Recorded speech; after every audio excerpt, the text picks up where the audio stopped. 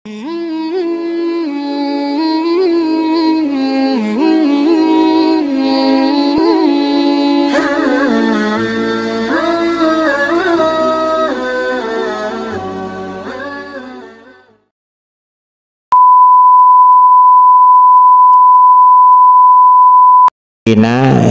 kasempetan urang ngajelaskeun kumaha wae bentuk pangijabah doa nu dipasihkeun ku Allah ka urang. Urang ngadoa ka Allah, Allah masihkeun naon nu ku urang disuhunkeun ngan bentukna pamasihan, bentukna ijabah teh terkadang sok beda-beda. Maka dina ieu kasempatan urang jelaskeun kumaha wae bentuk pangijabah doa urang ti Allah. Para ibu, para wargi sadayana, dina salah sahiji kasauran Rasulullah sallallahu alaihi wasallam anjeunna nyaurkeun kieu,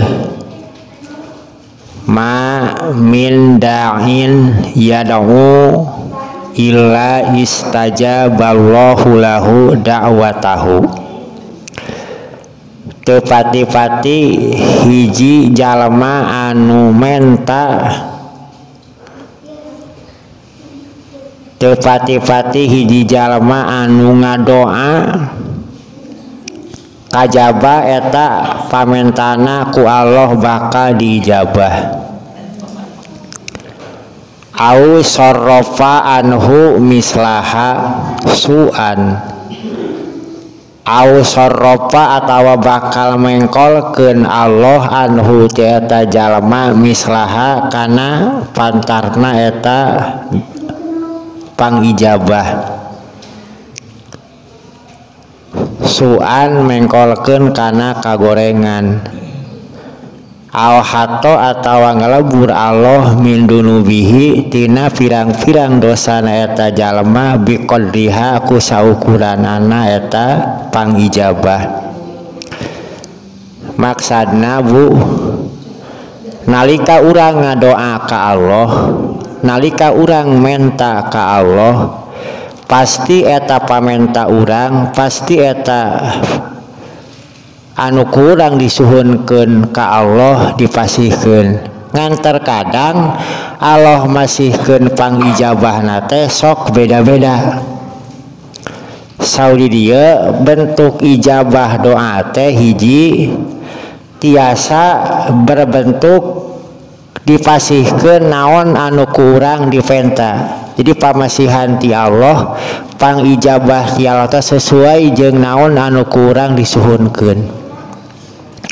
Nyuhunkeun hoyong sehat dibere sehatna, nyuhunkeun hoyong panjang umur dibere panjang umurna, nyuhunkeun hayang rizki dibere rizkina, nyuhunkeun hayang budak soleh saroleh budakna. Berarti eta mah pamere ti Allah, pangijabah ti Allah sesuai jeung naon anu kurang disuhunkeun. Hiji tanya. Nomor kadua, au sarrafa anhu, nomor kadua nama teu dipasihkeun naon anu kurang disuhunkeun. Hayang sehat anger we gering, hayang rizki teu dipasihkeun rizkina mah. Hayang budak soleh anger budak can naon, can soleh. Ngan pedah satiap balai nu bakal datang ka urang, satiap kacilakaan nu bakal datang ka urang ku Allah ditolak. Jadi bentukna teh lain dipasihkeun naon nu kurang disuhunkeun, tapi bentukna teh pikeun nolak balai nu bakal datang ka urang. Mentana mah menta rizki, jadi pikeun rizkina ngan pedah setiap balai nu rek datang ku Allah dihalang, dipengkolkeun kana tempat anu sejen. Kawas kieu mulanya Bu, urang ka Allah nyuhunkeun rizki rezekina mah angel we hese ngan pedah setiap urang rek cilaka sok salamet wae tah ketika urang rek cilaka ku Allah disalametkeun eta teh merupakan bentuk pangijabah doa ti Allah nu urang ka Allah menta naon menta rezeki da meureun jang naon rezekina dibikeun ari bakal picilakaeun mah kabar eta geuning punya jang naon geulangna dibikeun ari matak naon mah matak leungeunna buntu pedang aya manfaatna ngan geulangna teh dibikeun ngan pedah leungeunna naon salamet jadi ulah kieu nya bu nah itu geus lila ngadoa teh hayang meunang rezeki tapi teu naon padahal urang teh sabaraha kali marek cilaka teu tulus kitu punya. Jadi ketika orang dinaon bu disalamatkan tidak berbagai balai nu bakal datang ke orang eta ge merupakan salah sahiji bentuk pangijabah tidak pamenta anu kurang disuhunkeun ka Gusti Allah.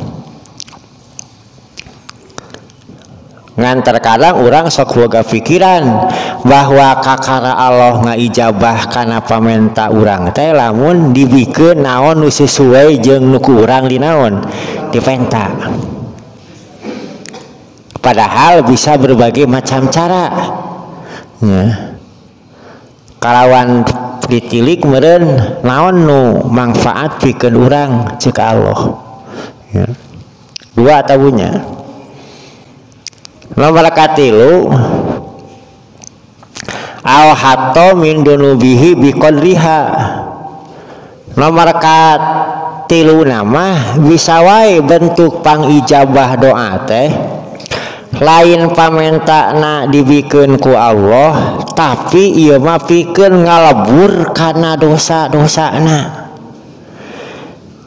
Menta nama ka Allah menta rezeki merencek Allah tah jang naon dibikeun rezeki aya numpuk naon-naon dosana mah geus we rezekina mah moal dibikeun ngan dosana kukuring rek dihampura. Jadi unggal usik mental ya Allah rezekian abdi teh dibikeun rezekina tapi dosa urang sakedik ku Allah dilebur. Tilu tanya. Nomor kaopat nama jadi pikeun naon nu dipenta ku manehanana ngan pedah pahala ladang ngadoana teh disimpen jang engke di akhirat. Jadi didepositkeun ku Allah jang engke di akhirat. Menta ka Allah hayang rezekina teh dipikeun ngan ganjaran ladang naon bu ladang ngadoana disimpen ku Allah engke rek sakaligus dibikeun di akhirat.